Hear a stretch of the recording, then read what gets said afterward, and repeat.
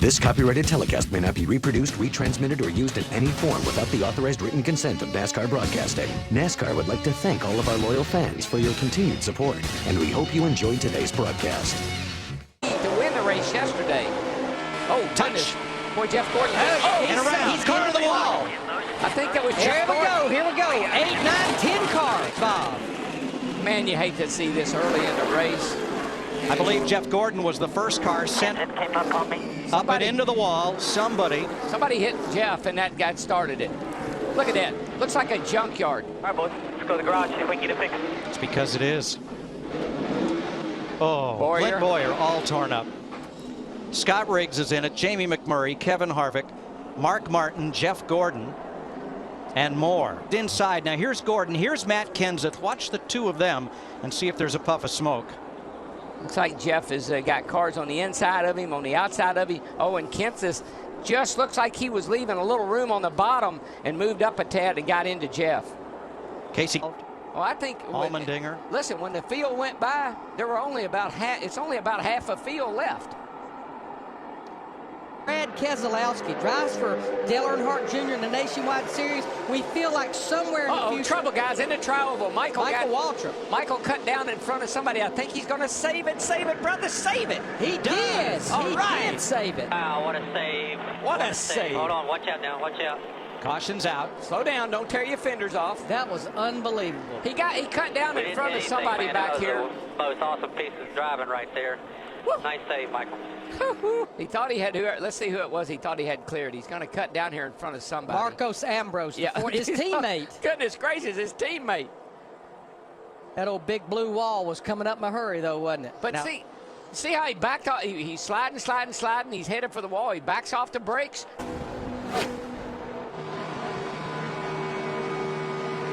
Oh, trouble off turn. Kurt Busch. Same thing it did. Mikey did. Another great save. Caution is out. Hold it right there on the bottom. Dang good job, Kurt. Man. He is right back in here. Gets a little high coming through here. Gets a little close to the outside wall. Just came around on him. Goodbye. Right through Mikey. Look at it. Same tracks Mikey took. And then it's like, no, I don't want to go that way. You know how fast he was going through there? 109. Dale Jr.'s going to have to get up there. Oh, he turned him. Yikes.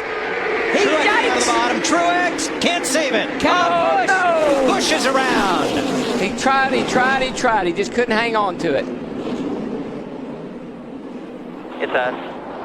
Yeah, but it isn't bad, I don't think. Nope. And Truex I don't is think kind of the he's bad. victim in this one, but he's okay. I don't think he's bad either. It's us. We're coming to you. You're all right. Come and get your 4 tires. Let's go. But got to stay on the lead lap now. Be okay. Gets it fired back up. Do all that spinning around. Got All a that. starter. Send a truck. Oh, it's Kyle Busch. The car will not fire. Let's show you how this all got started. Busch in front of Matt Kenseth. That's just sort of inevitable. You know, block. You can only block so many places so many times. You get down here in the corner. You can see the 31 gets in the back of the 18, gets him loose. How he gets all the way to where he did and not hit anything, I'll never know. And Martin Truex He just with checked Carl up. Edwards. He was right in front of Carl Edwards, who'd been trying to avoid all this. He just checked up a little too much. Down on the apron. Neither one of them ever got hit, other than when the 31 knocked the 18 around. I know, it's incredible there's no contact. Now, Jeff Burton had been frustrated with Kyle Busch from where Kyle tried to run him down to the flat. Of that pack that was so spread out into 3 groups is all one draft again. Boy, did you see Burton shoot out from behind Dale Jr. to pick up that outside line? But nobody went with him, Darrell. No, They let outside lines coming. Look at David Reagan in that 6 car and Tony Stewart in the 14. There goes Burton right up in the front of him. You get a little bump down the back straightaway. Here we go. Oh, trouble hard in the wall, Robbie Gordon. And around goes Jimmy Johnson. Denny Hamlin's involved, Martin Truex Jr., David Stremme. This is version 2 of the big one. Well, desperate men were starting to do some desperate things out there as the laps wound down. Like I said, Mike, this is when you lay it all on the line. If you got it, use it. Both ends for Martin Truex. Robbie Gordon, oh, thank goodness he's moving around in that car, because look how the front stove in as he hit the inside wall really hard. Let's see how this happened. Back in this pack back here that was jockeying for position.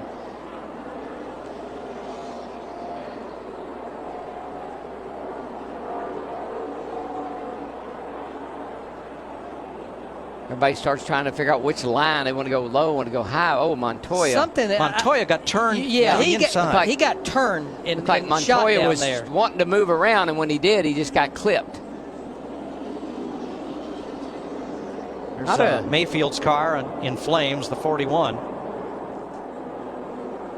Not a very good day for Hendrick Motorsports. That's 3 of the cars that have been knocked out. Oh, Montoya just got shoved into Bobby Labonte, and just like a croquet ball being sent, Robbie Gordon got shot into the inside wall.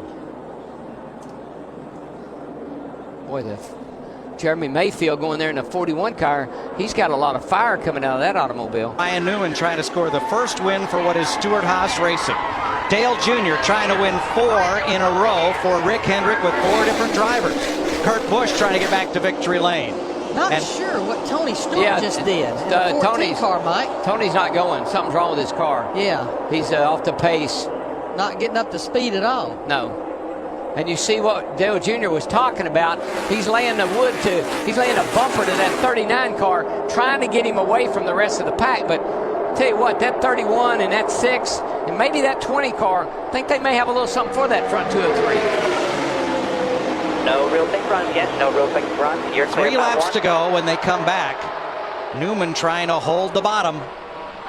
And look at our buddy Carl Edwards, who hung around at the back all day. And here he is. He's in the 8th position, right here in the back of this lead pack, in pretty darn good shape. Coming to 3 to go. 3 to go. 8-car breakaway at the front. Still a lot of action behind them, but likely one of these 8. Larry, this is what you come to Talladega for. You come to Talladega for these unpredictable, wild, crazy finishes. Stewart just came by, and he's on 7 cylinders. That's a shame. He had a good shot. He could have helped his teammate, because I think he's going to need it. Now, Ryan keeps allowing, Junior keeps peeking the nose out to the inside, but there's no room there to make a move. No, and I'm not sure why Ryan is kind of leaving that bottom, just that little bit of an opening. He's going to get a fender underneath of him and shove him right up out of the way if he's not careful. And I need to know about the runs. I need to know if they got runs. And 4, he's trying to get back here to the 31, but the 31 doesn't. Junior wants his spotter to be a commentator and tell him everything that's happening behind him. And then he'll decide where to go and when. Well, he's got 2 laps to decide. I tell you, it's working like he wanted it to, though, because here they come. Look at the 99 and Brad Keselowski. And once again, there's that 2-car draft. And they look have at the gotta run. go. They get off turn 2. That's 10 mile an hour faster than the cars in front of them. They'll be coming to the white flag this time. It's going to get interesting, because Junior cannot sit there and run second. This is his best shot at winning he's had in a while. He's not going to run second in this race, I can tell you. And is Edwards going to get to the front, or are they going to stall out before they get to Junior? They got that run, baby. And what's interesting, that's a Hendrick car running second. That's a Hendrick-related car leading the race. And that's a Hendrick-related car pushing Carl Edwards white flag this time. Yeah, Carl Edwards from the back all day to the lead with 1 to go. 3 Chevys and 1 Ford. And it doesn't matter now. Your friends are where you find them. And from hanging out back, Carl Edwards. I'll tell you, I don't know if they can catch him. What we've seen today, 2 cars get that big a lit run on them. I don't know that the 39 and the 88 can catch them. They're in the draft of Edwards and Keselowski. He's all over you here, just you and him. Carl Edwards restarted 8th. If that 09 can stay hooked to the back of that 99, it's going to be hard to get him. It's going to be close right here at the line. Can Keselowski try to win it? I don't know. I don't think he can step out until he waits till the last second and picks up. He goes to the outside. Is Edwards going to he turns him? No. Oh, and that destroyed the front end of Newman's car. No. Edwards will not make it to the flag. Oh, Brad Keselowski won this race. Unbelievable. Carl Edwards' car destroyed, and Junior's protege, Keselowski, the winner, and Carl Edwards is moving around and ready to climb out. Larry, look at that. The carburetor's gone off. It's completely gone. Carl did what he wanted to do. He stayed at the back all day long. He played it smart. Had this race possibly won. Not now.